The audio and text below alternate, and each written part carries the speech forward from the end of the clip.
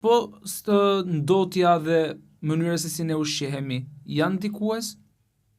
Absolutisht, njësoj siç po e thosha më përpara, stili i jetesës dhe patjetër ambienti ka një rol shumë të rëndësishëm. Të gjithë ne jemi të ekspozuar nga ushqime të pakontrolluara, qoftë ushqime që janë të rritura me hormone, qoftë ushqime të tjera të ndikuara nga pesticidet e pakontrolluara, qoftë ambienti që sapo dalim nga dera e shtëpisë që kemi një ndotje në të gjitha komponentët, sigurisht të gjitha këto kanë një rol shumë të rëndësishëm. Ushqyerja, vetëm një element të thjeshtë për pjesën e obezitetit, është një faktor shumë i rëndësishëm që jep insulinorezistencë, që kontribuon në atë që unë thash për pjesën e sindromës ovarit mikrokistik, ka një rol shumë të rëndësishëm në ndikimin apo në rritjen e këtij infertiliteti. Është e padiskutueshme.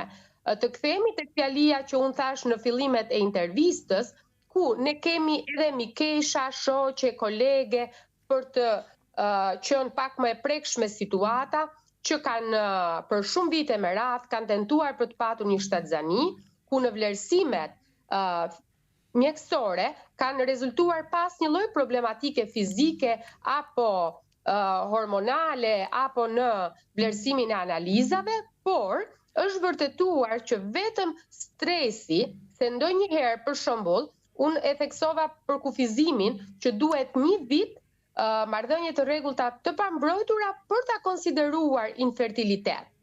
Ndërsa njerëzit që na rrethojnë sigurisht kanë ndikim në rritjen e stresit, sepse ndodh që çiftet diskutojnë me miq, me mikesha dhe kur kalon një muaj apo 2 muaj apo disa muaj dhe nuk po realizojnë dot një shtatzani dhe fillojnë ta diskutojnë me të tjerët dhe ato të tjerët mund ta kenë realizuar rastësisht shtatzanin që me muajin e parë apo të dytë dhe fillojnë të kompleksohen dhe të stresohen. Dhe stresi ka një kontribut shumë të rëndësishëm në pengimin e shtatzanisë. Është diçka e vërtetuar shkencërisht dhe është e theksuar gjithmonë në studimet shkencore dhe në literaturë. Dhe është e vërtetuar pastaj edhe në eksperiencën tonë me gjitha rastet që mund t'i kemi të shumta për qark nesh tek njerëzit që i kemi mbase edhe njerëz miq apo kolegë që për arsye të ndikimit të stresit, sigurisht kanë patur bllokime të tilla.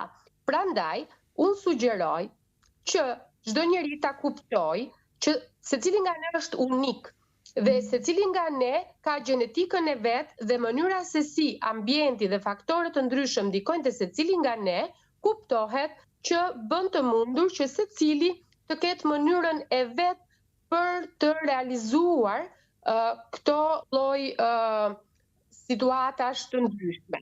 Dhe prandaj asnjëri nuk duhet të stresohet dhe të marrë shembull të tjerët, por duhet të bazohet në gjëra të përcaktuar shkencërisht. Pra, vetëm kur ka kaluar një vit, atëherë ato duhet të shqetësohen dhe të fillojnë vlerësimet mjekësore. Vetëm nëse ka kaluar mosha 35 vjeç, atëherë ne sugjerojmë për arsye të moshës që këto vlerësime të fillojnë të bëhen pas 6 muajsh. Pra, nëse për 6 muaj nuk është realizuar shtatzania. Por në mosha më të reja, patjetër që do presim një vit. Nuk duhet të ndërhyjmë me mjekime pa pritur një vit që ky çift të ketë marrëdhënie të shëndetshme. Sepse na ndodh shpesh me emigrantët që mund të vinë vetëm për periudha të caktuara dhe gratë vinë të ankohen që ka një vit dhe nuk po realizojnë shtatzani. Po kjo nuk quhet një vit marrëdhënie e rregullt e pambrojtur. Kështu që në këtë situata jemi në situata që nuk futen te ky për kufizim. Pra nëse marrëdhënia është e rrallë 2-3 herë në vit kur vinë partnerët nga emigrimi. Duhet të kuptojmë që çdo rast është specifik dhe të përcaktojmë qartazi nëse është me vërtet infertilitet apo është diçka tjetër e shkaktuar nga rrethanat. Qartë, doktoresha, por nga ana tjetër ajo që neve vëmë re është edhe një kujdes i shtuar që duhet të ketë një grua gjatë muajve të shtatzanisë, apo jo? Sa e nevojshme është që një grua të ndjek të gjitha ciklet që duhen me një profesionist? Kjo është absolutisht shumë e rëndësishme, sepse thash, nuk duhet të nisemi nga raste të veçuara, të izoluara. Sepse në praktikën tonë, ne ndeshemi me gra që mund të kenë ardhur për të lindur, nuk kanë bërë asnjë ekzaminim gjatë gjithë jetës së tyre dhe sigurisht gjatë gjithë shtatzanisë. Raste të tilla në gjithë Shqipërinë ka plot. Edhe në zona që janë më të thella, në zona që kanë vështirësi për të patur akses me shërbimin shëndetësor.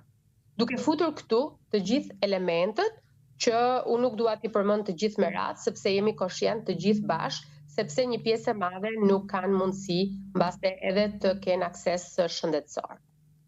Dhe sigurisht, këshillat tona ne i japim për gratë shqiptare njësoj siç çdo grua në vendet e zhvilluara.